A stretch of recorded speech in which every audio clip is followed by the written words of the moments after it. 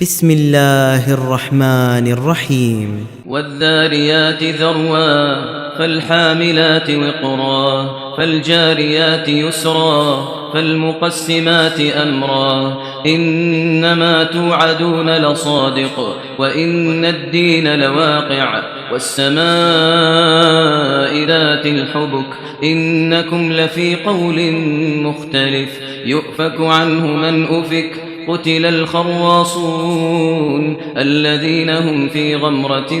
ساهون يسألون أيان يوم الدين يوم هم على النار يفتنون ذوقوا فتنتكم هذا الذي كنتم به تستعجلون إن المتقين في جنات وعيون آخذين ما آتاهم ربهم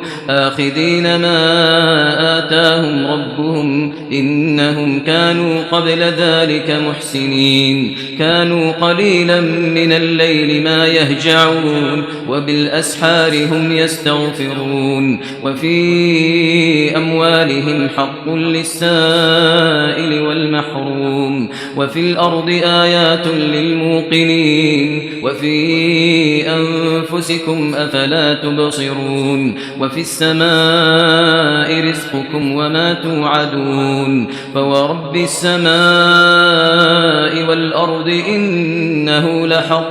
إنه لحق مثل ما أنكم تنطقون هل أتاك حديث ضيف إبراهيم المكرمين إذ دخلوا عليه فقالوا سلاما قال سلام قوم منكرون فراغ إلى أهله فجاء بعجل سمين فقربه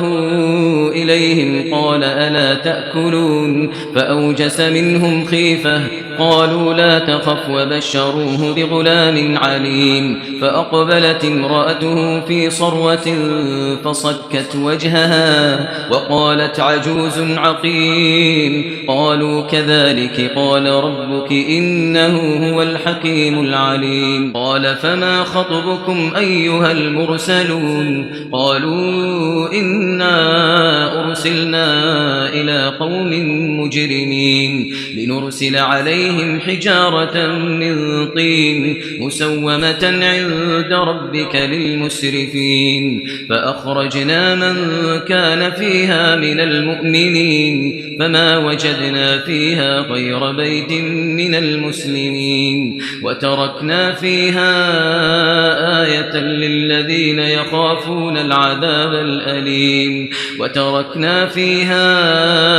آية للذين يخافون العذاب الأليم وفي موسى إذ أرسلناه إلى فرعون بسلطان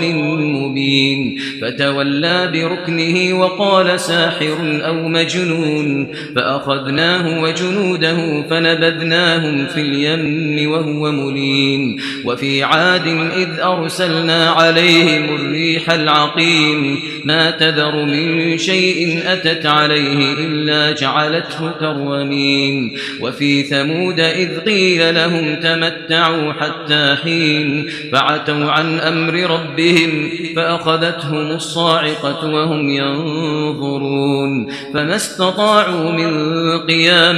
وما كانوا منتصرين وقوم نوح من قبل إنهم كانوا قوما فاسقين والسماء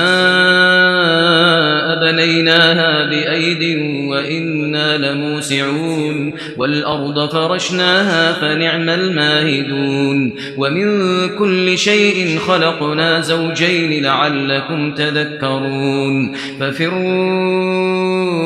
إلى الله إني لكم منه نذير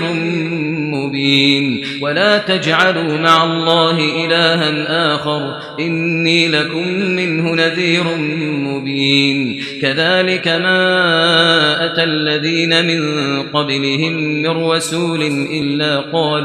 إلا قالوا ساحر أو مجنون أتواصوا به بل هم قوم طاغون فتول عنهم فما أنت بملوم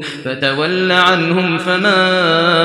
أنت بملوم وذكر فإن الذكرى تنفع المؤمنين وما خلقت الجن والإنس إلا ليعبدون ما أريد منهم من رزق وما أريد أن يطعمون إن الله هو الرزاق ذو القوة المتين فإن للذين ظلموا ذنوبا مثل ذنوب أصحابهم فلا يستعجلون